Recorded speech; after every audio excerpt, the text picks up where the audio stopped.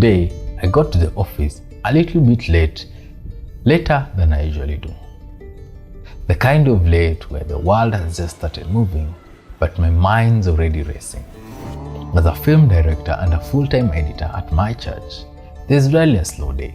But today felt like a marathon before it even began. Today's mission: 2 pre-recorded podcast shows and a video announcement. Sounds simple. Before a single word could be recorded, the setup began. Setting up is a task of its own. Every shot has to tell a story, even if it's a conversation at a table. I don't just tell stories, I build the world those stories live in. Camera, lighting, sound, all of it has to come together. And thankfully, I wasn't alone. Some of the youth were there to help. They don't always realize it, but the presence, just helping with cables, tripods, the sound setup, it makes all the difference. They're learning, sure, but also lifting the weight with me. And I see that. Setting up of the sound took time. Levels, placement, making sure that you're recording quality audio. Those who work in sound can tell you every mic check is like a mini battle. But the goal was to capture clean, consistent audio that makes the show feel alive.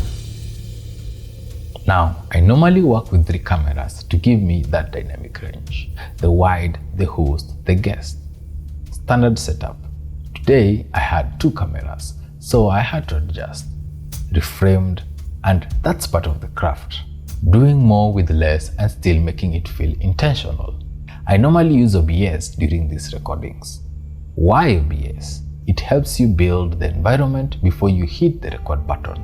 You get clean overlays, synced audio, and if you're doing live switching, it's a free platform. It saves you time in post, and time is one of the things I never have enough of. Also, it reduces what you'll need to fix in post.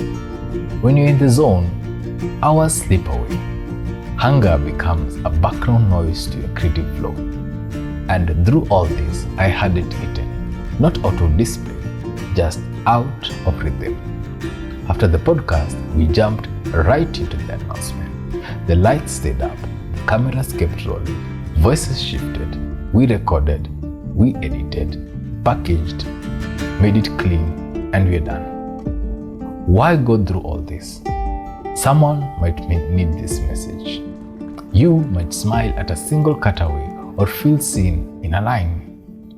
God does not always look at the big things. He always sees the small thing. That's why we get tired, the small details that go into creating something. It's not just okay, it's worth it. Someone once asked me how I balance it all. Being a director, an editor, a technician, a storyteller. The truth is, I don't always. Some days are messy. Some days fall apart before they come together. But when the camera rolls and the story starts taking shape, I remember exactly why I chose this. This isn't a job. This is something I've been called to.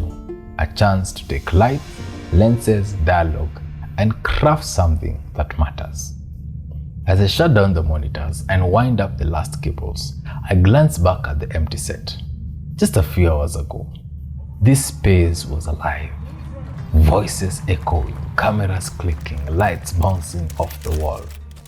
Now, it's silent again. It's like exhaling after a long day.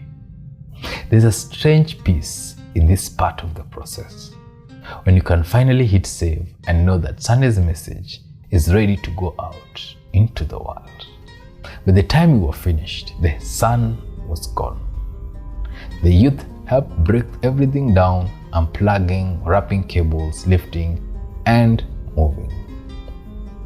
I don't think they know how much that support meant. In that moment, they were just helping, they were serving. It's in these quiet, tired moments that you feel the most connected to what you do.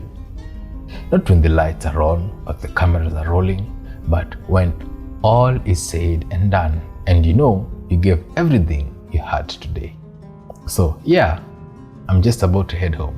My body's ready to crash, but my soul's quietly proud. I'm still tired, still hungry, but satisfied. Not perfect, but done with purpose. This is the work no one sees. No one sees these hours. No one claps when the color grading finally looks right, or when the audio sync lines up perfectly. But that's okay, because I see it, I live it, and I love it. But it's the work that shapes the story, and that's why I show up. Because every pixel and every soundbite you create will be seen by someone who needs it. And maybe, just maybe, it'll lift them the same way the process lifted you. So I leave the office with a small kind of victory. Not loud, not flashy, but real. There's one thing I know for sure. This is more than media. This is a ministry. And tomorrow, we do it all over again.